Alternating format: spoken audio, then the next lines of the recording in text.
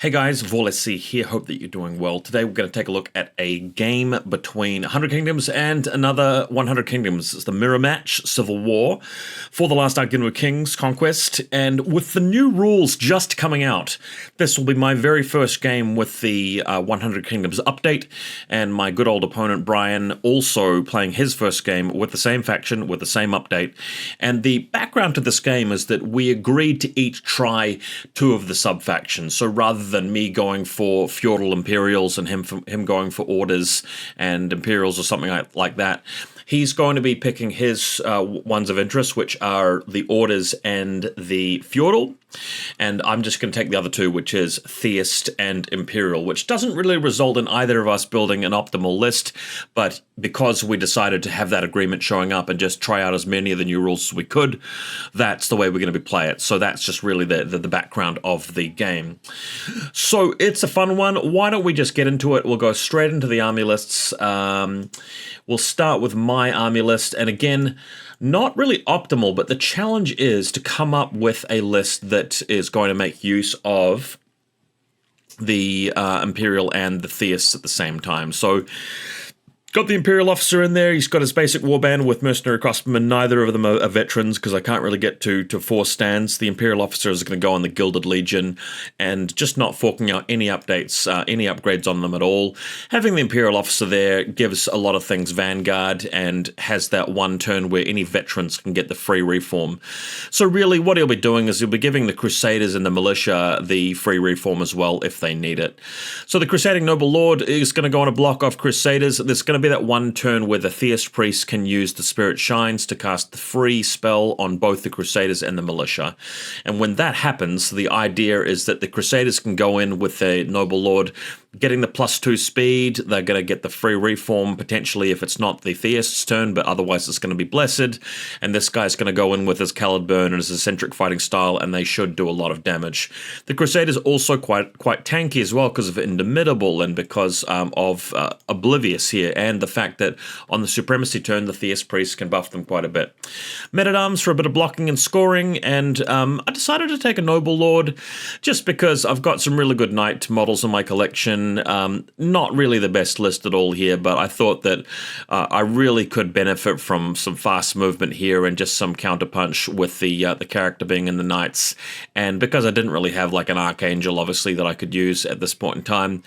So it unfortunately, the synergy's not really there. The Noble Lord is not making use of the Imperial Officer's abilities, and he's not making use of the Noble Lord's abilities, and he's not really providing his feudal side of things there, but I couldn't really think of what else to put in the list. This was originally going to be the Chapter Mage, but I decided my opponent's bringing a Chapter Mage. He doesn't own a Theist Priest. I'm just going to try and take different models from him, and that wound up being the list. So I don't love it, but it's what we decided to bring today because it's a bit more of a casual game.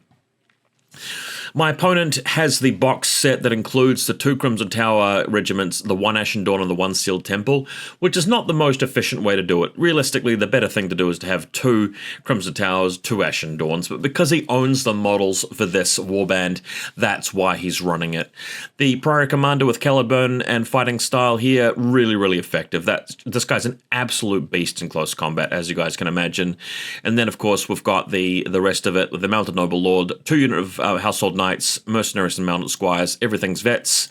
Sorry, I've got his list around the wrong way, so I think the Euclides is not there, but the vets is on the... No, actually, he did take the Euclides here because I think that he's got some sort of ability which gives veterans to everything else. So personal entourage, actually that's only the ones that he's attached to. Plus I did see an FAQ today saying that they're going to actually reword this ability, which is kind of funny. What I wanted to do for my game was actually to put the Mounted Noble Lord in the Squires so he could make them score, but he no longer causes them to be veteran for free, I think, under the personal entourage. So I didn't end up doing that. But anyway, the thing about this here is that when the Noble Lord is the Warlord, he brings over the Orders sub-tag to the Knights, which basically gives them that one turn where they get +1 attacks and hardened, and their command stands get flurry from the first blessing. Just from the overall faction ability, I must add. And then he's even got points down here for the School of Fire chapter mage with veteran crossbowmen so that they can go onto an objective and score. This is a list that I sort of based on my memory. He probably didn't have these exact options, but close enough. For the scenario, we're going to be playing off balance. This is where you've got 2 big zones and 2 objectives each. Your opponent's objectives on the other side of the board are the ones you're crossing over to actually damage. So it's 4 for killing the enemy objectives if you get there late in the game. Otherwise, 2 per zone with a bonus 1 if you've got both zones at the same time, and 2 for the Warlord. Very, very straightforward mission. So when you actually look at this table here, I don't know if I've got any other close-ups of it. You can sort of see how that works. So I'm deploying on this side here. My models are the ones with blue and red. My opponents are the models with red and gold and grey. So that's kind of easy. But my 2 zones are here, and his zones are the ones on the other side. So I'll actually have to move into his side of the battlefield to destroy that. And of course, we're talking about these 2 big sections here, which are going to generate the points, the 2 circular zones. Really good turnout at this game day, by the way. We had 2 other tables playing First Blood, plus some more Last Argument in the afternoon. Okay, so you can see down there that I've got two Mercenary Crossbowmen coming on, plus the Theist Priest with the Militia in turn 1. So moving up to the forest with the first group of guys, my opponent bringing in his mage and crossbows towards the center on his side, and the Squires around his extreme left flank behind that tower there. On the exact opposite side of the battlefield, I've brought on my Theist Priest with Militia, just heading up the side to that forest. I kind of like the positioning of this forest here. That will be my way of potentially shielding myself against the charge from the Household Knights, doing a lot of damage with their impact hits, since the forest will block that. We'll turn that off. So for turn 2, we are bringing on the Noble Lord and the Theist Priest. The Theist Priest is already on the board. Sorry, Noble Lord and the characters going first. This art here in the middle, that's actually just a stand-in for the Crusaders that I'm bringing in my Squires, Mercenary Crossbows, and Hunter Cadre will be last. Okay, so opponent bringing in his other group of crossbows. So excuse me, I may have, no, actually I've written his list correctly. He does have 2 regiments. And over here, I'm just towing the zone. So this regiment here of Militia are just moving up to that circle there, which is why in the next photograph you can see they're just tiptoeing on the corner of it to score, because when you are veterans, even if you're a light regiment, so long as you're getting the resolve bonus, meaning 4 or more stands, you count as +1 scoring for that command stand. And you guys can see in particular that this stand here in the corner is in fact the command stand for the Militia. Hope that makes sense. So his knights are moving in here opposite the Militia. This is interesting. What I want to point out here is that my plan that I just told you guys about is to use the forest as a bit of a shield. If his knights move in there with a march charge, for example, so march with the first, short skill, charge with the second one, he is obligated to put one stand fully in contact, another stand fully in contact there, another one here, and another one on this side, because my regiment's too wide.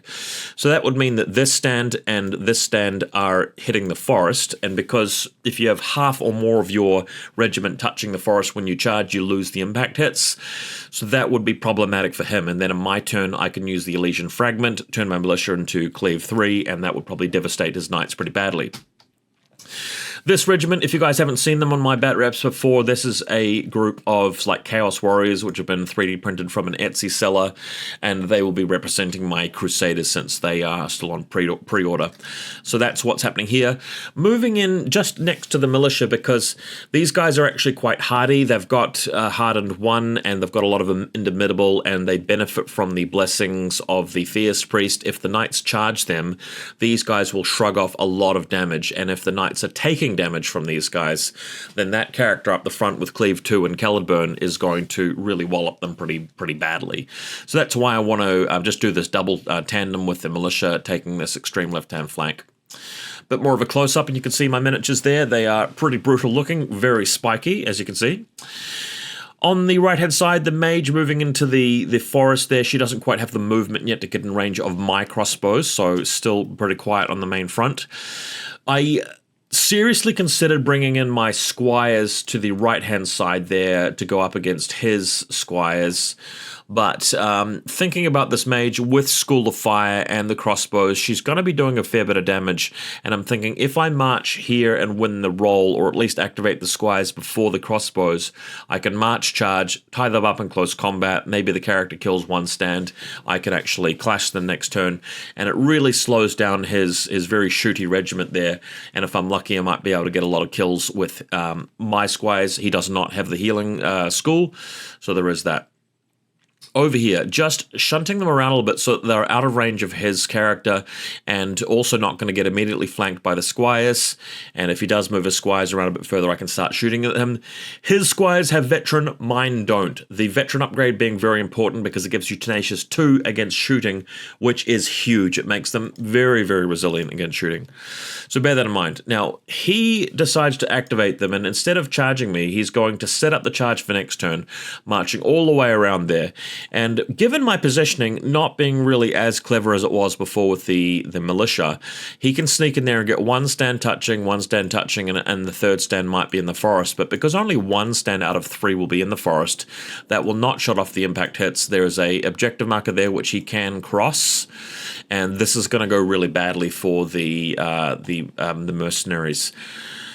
It is worth mentioning that the Squires got buffed to Impact 2. They used to be Impact 1, so that's actually a really nice improvement for them.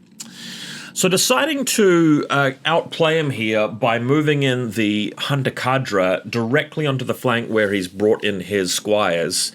They are out of line of sight of the Squires. I'll be able to charge his flank and pretty much wipe him out. And I also get the advantage because he won the Supremacy roll this turn, so I'm counting on having essentially a 66% chance of winning the roll next turn, activate the Hunter Cadre first, and then charge in. On this particular turn, I do get to shoot him in the flank, but he's got that Tenacious 2, which means he just rattles off all of the damage and takes like 1 wound. But I do feel like I've outplayed him here. He's coming too far into my territory. He's taking a risk. Highly likely I would just be able to charge him and wipe him out and completely prevent the destruction of my Mercenary Crossbowmen. And then I can start moving the Hunter Cadre up the flank, take out his objective, do really well on that side of the board. So that's the end of turn 2. You can sort of see how it's panning out.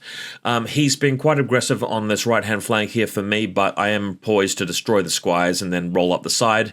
In the center, I can block off his mage with my Squires and tie them up in close combat, and on the extreme right-hand side, I can kind of thwart his knights there with the positioning of the forest and gangbang them with the Crusaders. So that's really like the game plan going forward there. Turn 3, you can see my Hunter Cadre going to be activating first, followed by my Squires to tie up his mage, and then everything else is going to activate with the Crusaders going and the Militia going last. Just in case the Knights come towards them, I'll be able to punish that play. Sadly, though, my opponent wins the dice roll, 33% chance of that happening, so you've got to expect that sometimes, and he marches here past the console, which is, my objective, and obliterates these Mercenary Crossbowmen, which is really sad. He kills a whole unit for free, getting massive value, and my Hunter Cadre are now kind of out of range to charge, which is pathetic. So they move up, they shoot him in the back, no shields, I've got AP 1, but he's got Tenacious 2, so not killing enough Squires there, which is just shocking. So this game off to a bad start, I must say. My Squires march charge the Mage's unit. This is going to mean that they can do very little damage in terms of clashing, but her Fireball might be enough to do maybe 3 wounds, 4 wounds per turn, but I'm okay with that so long as I can really stop them from chewing up other things that I need to move forward. So there they are there, just trying to beat up a few mercenaries.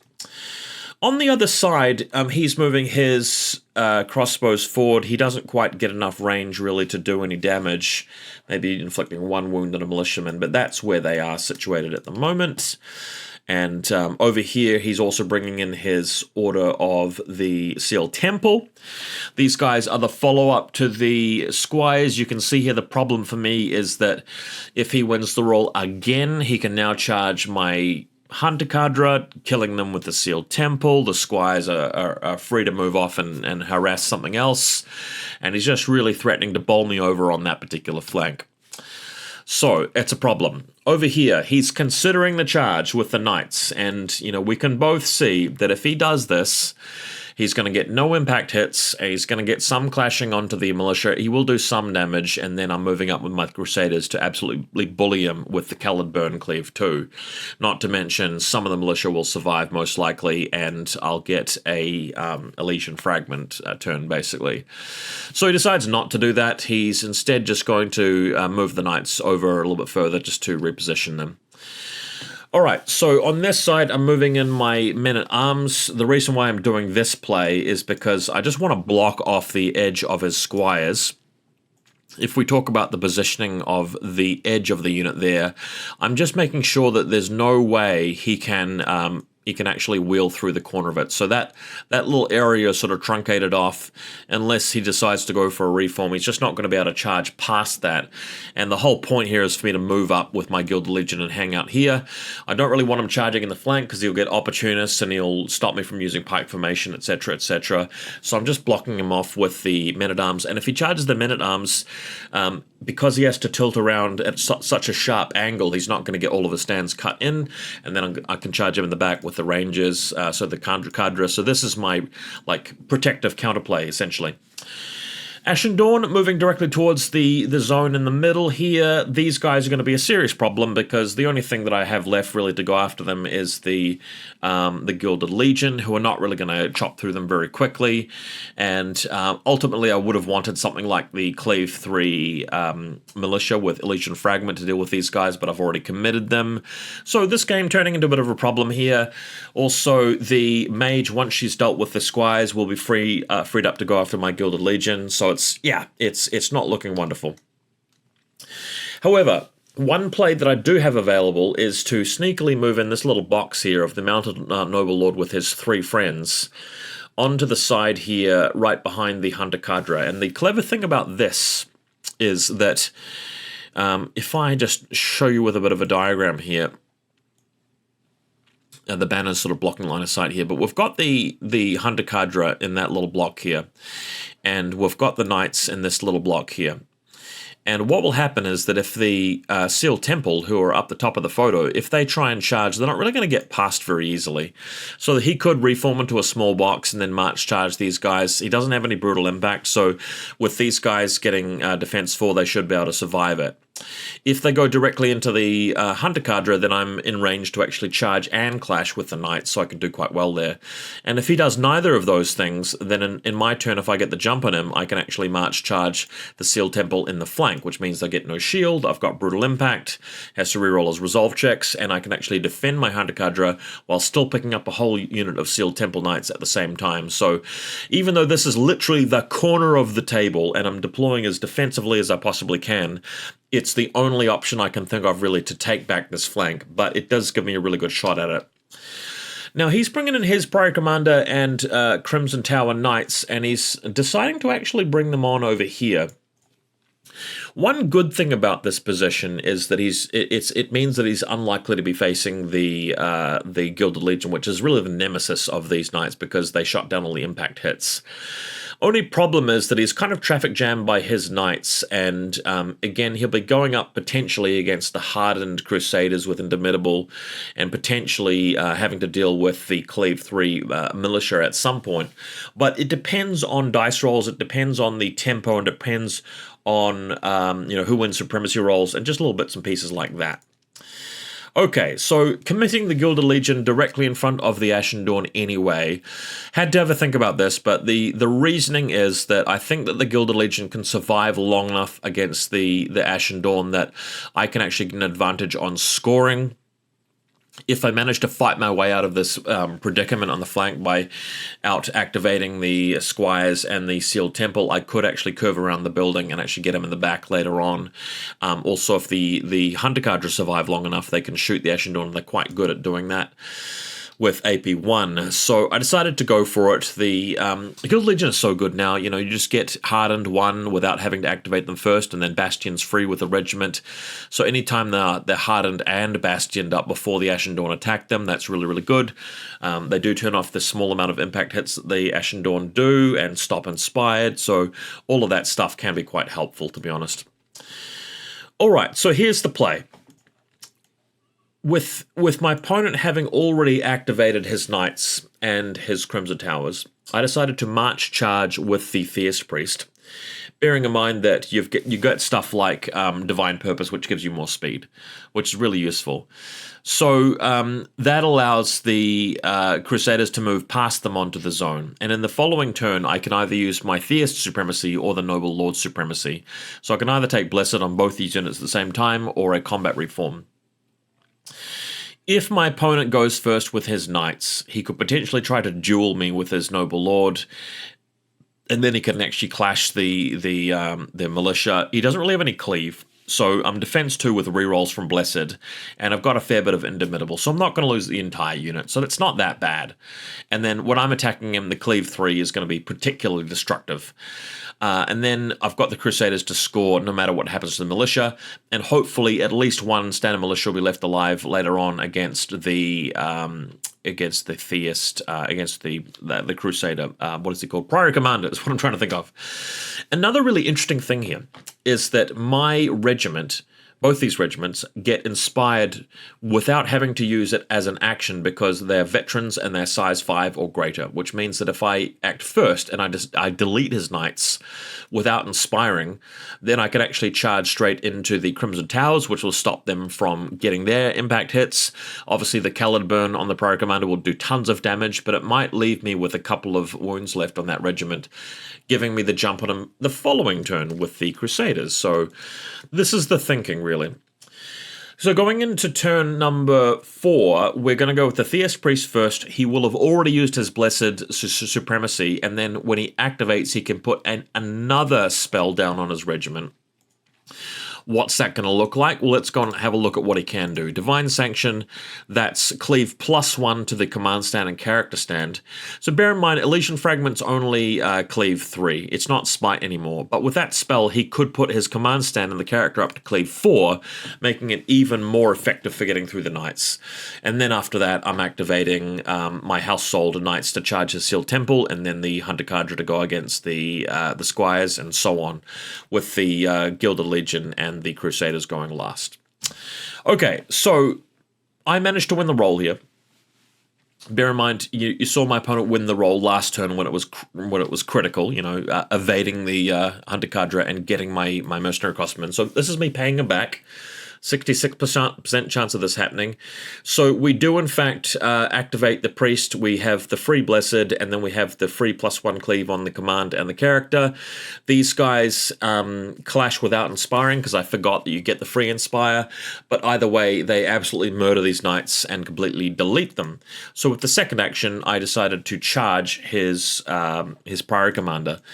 The thinking here is that because he's doing no impact hits whatsoever, he's just going to be slapping me with effectively no cleave on any of this stuff. So, given the size of my regiment and Indomitable, etc., the chances of me living through this are pretty decent. I can then move up with the Crusader and possibly pop a charge into his regiment with the Crusader and the Crusaders in the following turn. So that's the big play. Over here, my opponent decides to evade the men-at-arms by marching sideways and then charging the Gilded Legion, which is a good move, but I'm kind of fine with it because he does no damage to the Gilded Legion because he's charging through the forest, no impact hits. I will be able to destroy his Squires with the Gilded Legion and then move on closer to the Ashen Dawn next turn. I'm perfectly fine for him to charge me with the Ashen Dawn because that means they can't inspire. If they start in close combat, they can inspire. This is due to pike formation, of course. So that's generally his play, and I think this is a mistake from my opponent. If I had been playing as my opponent here, I probably would have gone with the Sealed Temple before doing this. I think would have probably been the better move. So over here we have the Household Knights march charging the Sealed Temple. This obviously goes very, very well because I've got 20 Champion there, Brutal 2 on the character, plus the Personal Entourage going off, and the nine other impact hits on Clash 3 with Brutal 1. So that does very, very well. Over here in the forest, we've got the Mage and the Crossbows actually rolling quite poorly against the Squires, but still managing to pick one of them off. Over here, we have the Hunter Cadre, which can actually move up to get a couple of stands within line of sight of the remaining stand of Sealed Temple in the distance there, and just snipe him off, because he's only got 1 wound left after that charge, so we're able to fully clear it up with the Hunter Cadre being able to do that, which is really, really helpful. So, seeing that this flank is now being fought back, my opponent brings on a unit of Crimson Tower Knights opposite the Household Knights Regiment, so if he wins the roll next turn or out-activates me, he'll be able to march charge me, and he'll have, like, if he march charges, he'll, like, have +1 impact and line breaker and brutal 2, etc. It'll be really nasty. Over here, the Squires fighting back against the Mage, doing a little bit of work against the Mercenaries, but not that much, to be honest. So over here, we have quite a critical turn where the Priory Commander launches into his attacks on the Militia. Steadily, during this phase of the game and a little bit later, my opponent starts to have some rather poor dice rolls. So as this happens, the boss here is whacking into the Militia, doing a ton of damage, but doesn't actually destroy the regiment, which is very, very good for me here. So seeing that happening, we do have the crossbows also turning around to shoot at the Militia to do some damage to them as well. And that does a bunch more work, but as you can see here, we still have the Militia being there. I should point out that if you look carefully at this photo and you look at the regiment of Militia down the bottom left, you can't see my character anymore, and the reason for that is that I accepted the duel against the Priory Commander. Why did I do that? It's because I was still under the influence of Cleave 4. So with effectively 4 attacks at Cleave 3 because I'm at Clash 3 because I'm inspired thanks to the regiment size, I've got 4 attacks, Cleave 3, and all of them any hits will wound. So if I hit with all of my attacks and he fails 2 resolves, that deletes his character. My unit is going to die regardless, and if I keep the character alive for a little bit longer, it means that I don't suffer the rerolls of 1s by declining the duel. It damages his character. I can duel him with my Crusader Lord later. But the idea is that it's high reward for low risk. If the Theist Priest just dies, that, you know, at least that averts the fact that I have to reroll 1s for my resolve checks when the Crimson Tower Knights attack me for real, right? But if I get extremely lucky, that deletes his Warlord, which is huge, because his Warlord packs a huge punch in close combat. He hasn't used his Supremacy ability yet. It would really snowball the game for me if that happened. So that's why the character is gone. The duel did end up killing him and only did like 2 wounds onto the Priory Commander. Or like 4, I think it was, but he's got 6. So right here, the Ashen Dawn moving onto the zone to pick up the points, which is important. And you can sort of see how far away they are from the Gilded Legion. The point with the Gilded Legion is that if I charge him, I'm getting more guys in the zone, but if I just park in front of them, then he can't get his Inspired off, so that's the way to go there. But ultimately, I'll be deleting the Squires first, even with Inspire, because I've got the unit size to do it for free, and then either charging or moving onwards. Over here, okay, so this is where we've got the boys, I think, smashing me, so that reduces me down. We'll talk about that in a minute. But over here, I'm reforming my men-at-arms because they want to go in the general vicinity of the Ashen Dawn. What might happen here is that I end up moving up a little bit with the Gilded Legion and giving myself enough space to flank the Ashen Dawn with the men-at-arms and then shooting over top of them with the Hunter Cadre because his cavalry are size 2. So I'm just leaving that open there. Over here, okay, so what's happened here is that now that the Crimson Tower Knights have actually attacked the Militia, so what you saw earlier was just a duel from the Priory Commander. Now we're seeing the attacks after they've been shot by the crossbows, and that reduces the Militia to 1 stand left. My opponent rolling kind of poorly there. So I'm in here with 1 stand of Militia. He's bringing in his Knights, and this makes the flank kind of difficult here. What you're seeing here is that I've got my Crusader ready to move in and over there, and what's really good about this is that next turn, if he has to kill this unit and then charge me, he's not getting the March charge bonus that you get from Devastating Charge. He'll just get his basic impact hits, and I've got Hardened, I've got Indomitable, I should be okay there. If the Knights charge in, that's great for them. I can still obliterate them and take the Brutal Charge over here, that's okay. But if I win the roll, then I can actually go in and use Caledburn and use a variety of things to do very, very well there. This regiment in the distance is his men-at-arms, or his militia his mercenary crossbowmen, and I'm attacking him with my other regiment opposite them, moving into the forest, clipping off a few wounds. And then what we have here is the Gilded Legion. They first clash the Squires, deleting all of them, and then they charge successfully into the Ashen Dawn. So I'm depriving myself of an opportunity to cut down his Inspired for next turn, which is not great. But by doing this charge, I'm putting 6 stands on the zone, which is important. It means that he can't really cut me off next turn, and I'm going to get scoring on this zone for a while. So even if he wins in terms of attrition later in the game, I might be able to generate a very, very big scoring lead. And so far, I'm actually managing to do that, picking up like approximately 5 points per turn, and that is putting me very, very far into the lead. So that's why this is being done. Over here, we have the Crusading Noble Lord moving up and then reforming. And next turn is going to be the Imperial Officer's Supremacy ability, so I do get a more of a reform. I'm around about 8 inches away or 7 inches away from the Crimson Tower Knights, but bear in mind I've got the Divine Purpose or whatever it is for the extra speed.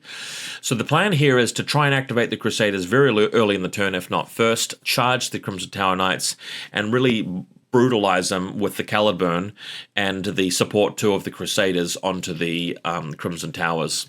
And then if he charges me with the Knights, then, you know, just try and tank some hits. So this is a bit of an overview. At the end of turn 4, effectively, we've got the situation looking pretty desperate on both sides. So on the right-hand side, he can march charge me with his Crimson Towers. That will do a world of hurt to my Household Knights, but I've got a free unit of Hunter Cadre to help. In the middle, it's going to be pretty slow going between the Gilded Legion and the Ashen Dawn, but I really do want to go first for the sake of Bastion. And on the left-hand side, my opponent could easily pull that side off because he's got 3 regiments to my 2, although, you know, I've got 1 standard militia there to block off the Crusader character, which is, the Priory Commander, which is the only thing kind of saving me there. So, yeah, looking like a tight game. All right, so here's the overview photo of this left-hand side. Crusaders in range, quite crucially. So I'm deciding to go with the Crusaders first, and I'm saving the Noble Lord for later because he might be able to issue a duel if he needs to. And then, if they go first, the Household Knights are going to be the second one, hopefully avoiding that charge from the Crimson Towers. And then we're going with the Gilded Legion to try and out-activate the Ashen Dawn with the Hunter Cadre coming in last. Okay, so my opponent wins the roll, and he decides to go after my regiment of knights, which is interesting. It does give him an advantage on this flank, but it's going to allow me to do what I want to do with the Crusaders, so bear that in mind. This is the point in the game where my opponent starts to roll really badly, so the attacks here from the hit rolls and everything are very, very poor, and the armor saves and resolves from the knights are very, very good, and the knights manage to tank this charge quite securely, which is incredible. Over here, we've got the Crusaders charging into the Crimson Tower Knights, and a brawl ensues. And what happens here is that the Crusader Noble Lord goes to town. He 7 attacks, clash 4, re-rolling the misses, cleave 2. My opponent has to re-roll any successes, and then he's got his resolve checks. And I've effectively got another 5 attacks from the command stand, plus another 8 attacks from support, which really puts in a world of hurt on those Crimson Tower Knights. You can see a bit of a close-up of my little 3D printed miniature there, representing the Crusader Lord. So my opponent here charges into me with the... oh, by the way, my opponent rolls so incredibly badly that he loses his entire unit. And then when the Priory Commander attacks back for free, I tank pretty much everything. So the dice roll's going firmly in my favor here. His Household Knights charge into me, and unfortunately, due to my ongoing amazing dice rolls, do very little damage. On this side, I'm rallying my Household Knights. I've got 2 wounds left on the unit, and they are attacking back to do a bit of damage onto the Crimson Towers. The Ashen Dawn go next, doing a fair bit of work here onto the Noble Lords, the Imperial Officers unit. This is the Supremacy turn, so these are Ashen Dawn with +1 attack, so that is, 19 attacks altogether. They've got Hardened, they've got reroll on the command stand. They're doing very well here, and they do chew through quite a few of those Gilded Legion. So I'm down to 4 stands plus the character. They activate next, and they put up Bastion for all it's worth. And over this side, we've got the Crossbowmen, who again are veterans, continuing to shoot at the Crusaders, but still not killing them. Hardened proving to be very useful there, but reducing them down to maybe 6 wounds left or 5 wounds left. So the ongoing struggle between the Squires and the Mage, I'm still quite happy with my decision to move through there and get that attack off, because it's really delaying the Mage from doing anything else this game. So a bit of back and forth there between the Mage and the Squires. Through this side, I've got my other unit of crossbows firing at his crossbows in the flank, so starting to whittle them down to like 1 or 2 stands left. Men-at-Arms moving back around. They're no longer going to be needed on the right-hand flank because I've absorbed the charge from the Crimson Towers. I can counter them with the Hunter Cadre now. So this unit needs to move past the Gilded Legion, or if the Gilded Legion die, I need to just camp the zone one more time to deny him some more points, and that's probably the best they can really hope for. Over here, Hunter Cadre moving forward, shooting at point-blank range with the AP1 in the side to avoid the shield to really reduce the number of Crimson Towers we've got left.